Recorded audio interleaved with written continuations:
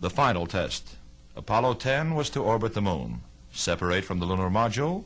The LEM was to descend within 50,000 feet of the moon, then a rendezvous and docking, and a return trip to the Earth. If all went well, a moon landing would be next. Astronauts Stafford, Young, and Cernan entered their Apollo capsule early in the morning of May 18, 1969. In a few hours, the countdown continued down to blastoff. 10, 9, we have ignition sequence start. Engines on 5, 4, 3, 2, all engines running. Launch commit, liftoff. We have liftoff 49 minutes past the hour. Man, that station was quite a sequence. Right, sounded like it. And we have guidance initiate. We confirm that, Ken. Roger. Yes, it's looking beautiful, Tom. Everything's copacetic. Roger. You guys sound ecstatic. Man, this is the greatest, Charlie. Roger.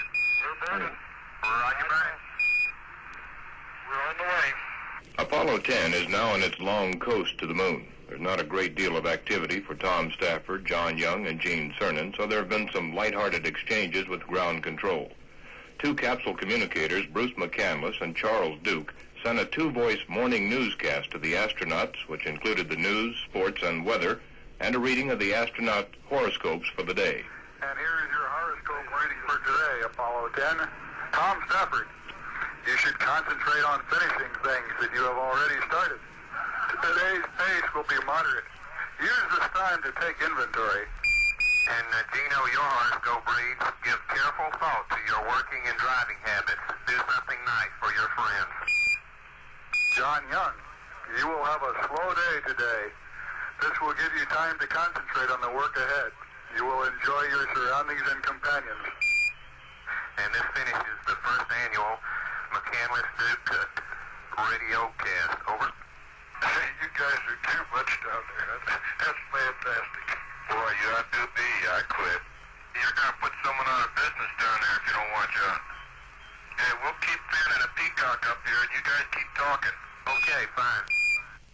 Houston, Apollo 10, just tried looking out as far as I can out of the top hatch window and still can't see the moon, but we'll take your word that it's there. Over. All right, 10, that's guaranteed. It's there. Over. It's there plus 60 miles. No guarantee on that. Our French guys guarantee 60 by 170 on your, if you burn on the P40 number. Man, the beer's on me if it's 60 by 170. We'll take that. And if it ain't, we don't have to worry about it. Roger, Houston, Apollo 10, you can tell the world that we have arrived. Roger, 10, it's good to hear from you. I wouldn't believe this thing. Charlie, my hat's off to the guys in the trench. I love them. Yeah, kiss that man that runs MSFN.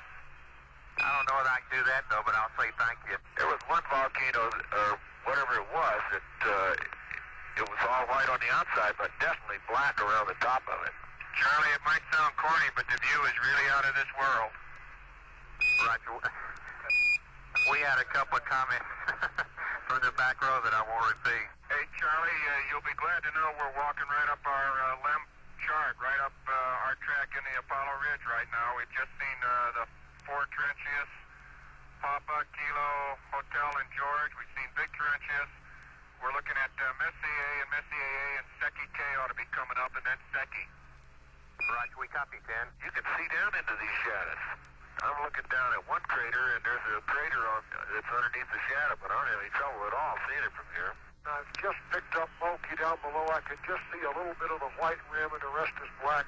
Landing site 1, site 2 is completely into black, but I can see half of the rim of Moki, and that's about it. We're now passing into darkness. Hey, you watch Snoopy well tonight, and make him sleep good, and we'll take him out for a walk and let him stretch his legs in the morning. Oh, okay. Hello, Snoop. How you doing?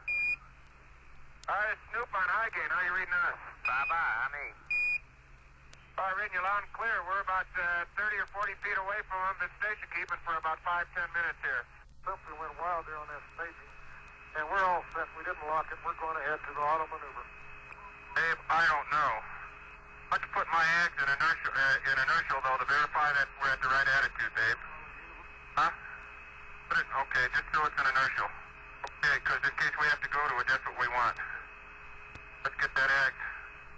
Gotta get this thing. Charlie Brown, Houston, they got staging. They had a wild gyration, though, but they got it under control, over. Roger. With the attitude, that band started thrusting out, the thing just took off on us. Roger, we copy.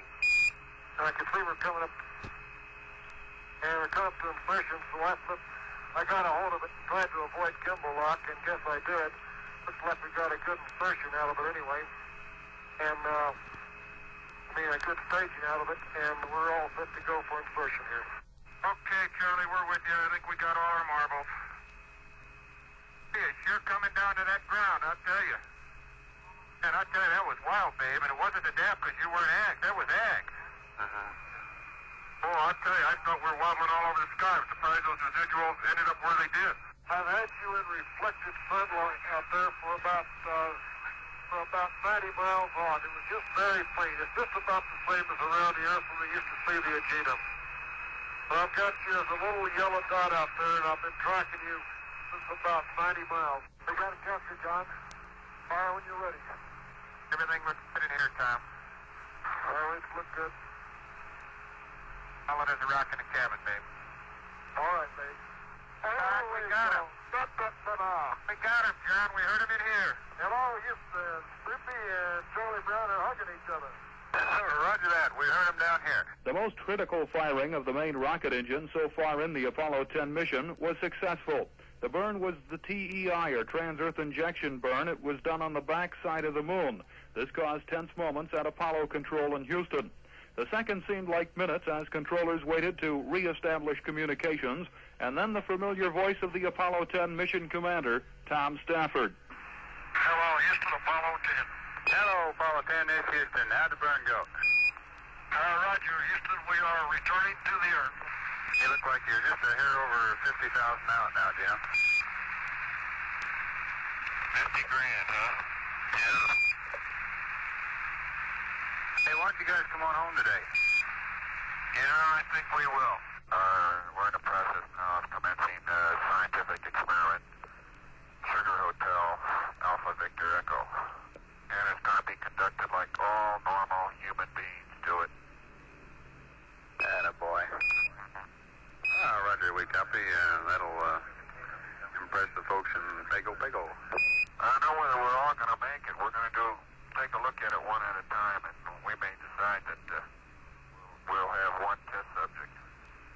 Roger, I hope we'll get a chance to take a look at that on TV tonight or tomorrow. Oh, you will for sure. We'll have it recorded for posterity also. The experiment is proven to be a three-way huge success, and you can pass on to the governor, Pango, that we're ready to kick up our heels. Roger, we'll assure that you're properly escorted there at Pago, and the experiment came off successfully. Thank you. Thank you, sir. It really did, Jack. It came off very well, as a matter of fact. Just like everybody thought. Oh, here you come, Joe. Oh my God, you're about 3/4 the size of my side window. You're less than a full Earth. You're curved over at the poles, which means we're going behind you, which is good. And oh my golly, are you getting big and beautiful, babe? I never thought I'd say that to you, but you sure do look good. You've been gone too long. Let me take a look with the binocular and find out where we are. Joe, I'm looking at the Pacific and Indian Ocean here. I've got folk cutting out of India and Asia, and coming over the horizon appears to be Africa.